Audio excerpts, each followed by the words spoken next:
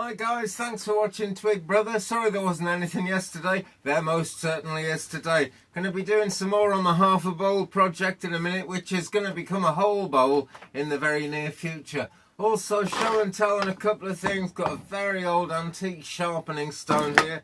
And one of my favourite tools that I'm going to have to feckle up a bit and do a bit with, which you can't really see, but look at that handle. This is a really old fret saw. So I'm making a start on the bolt. I apologise for the light today. It's kind of just not very bright outside. It's raining a bit. It's a bit grim. And it's becoming my joke. I wonder if you can see the shaded area. Basically, I'm going to try and cut that out on the bandsaw. So let's turn around a bit and let's focus in and have a go. Are we high enough there? Yes, we are. Can we do it? I believe so. Just give a bit more leeway there. Will it start?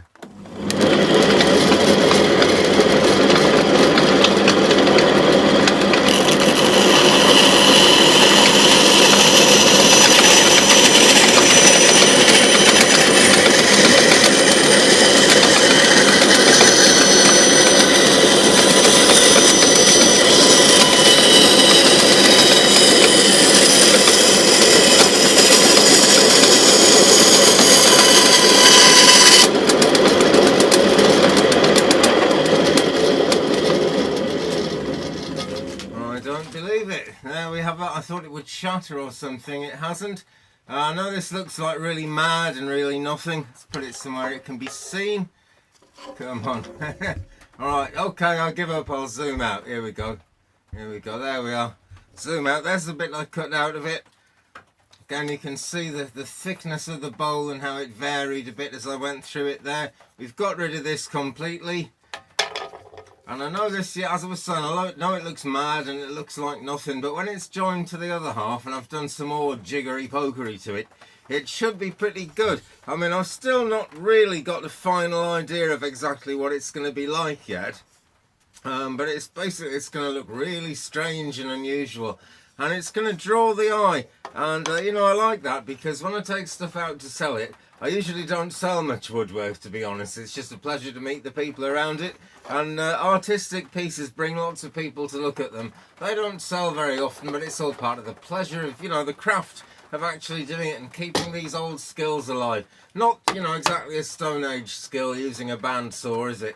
But as time goes by, there's less and less of this. Laser cutting is great, you know, 3D printing, wonderful. Just this is what I understand and this is what I enjoy doing. So how about that? That looks absolutely crazy, I know, but wait till I've had that in the house. I'm going to sit with it by the fire tonight and just kind of tweak that shape, think about what I can do, and then decide what I'm going to do with the other half. All I really know is I'm going to try and join them round the original rim, but upside down.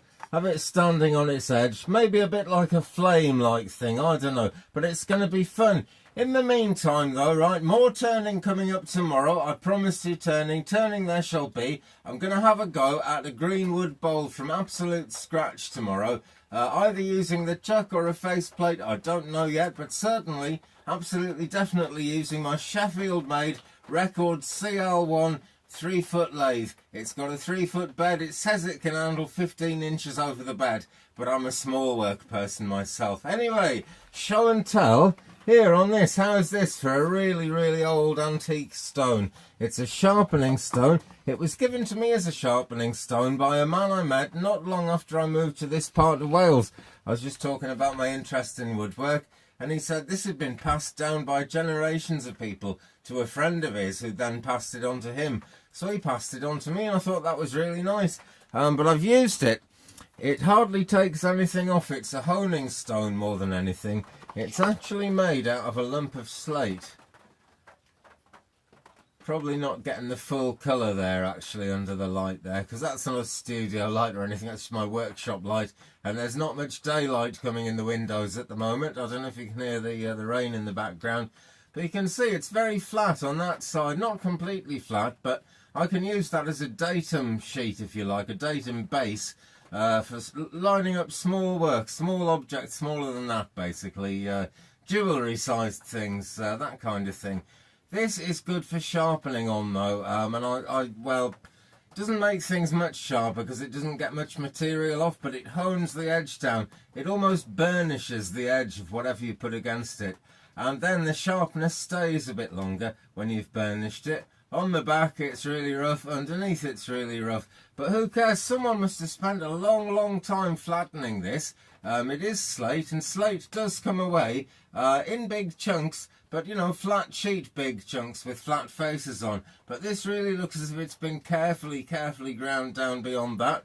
And it's one of those things that humbles me. I mean, look at this box, for example. Someone's drilled away into that. Using a brace and bit of some kind, and just carved out all the you can see a bit better there. You can see where the large auger bit that they've used has come to the bottom in there. Dust in there going back, I shudder to think how long. Some of it's probably mine actually from my workshop, but this is one of those things that just makes me think we are not worthy, or maybe I'm not worthy, because that was just such a vast amount of work for someone to make a honing stone that isn't actually going to make that much difference, but just gives that extra fine bit of perfection.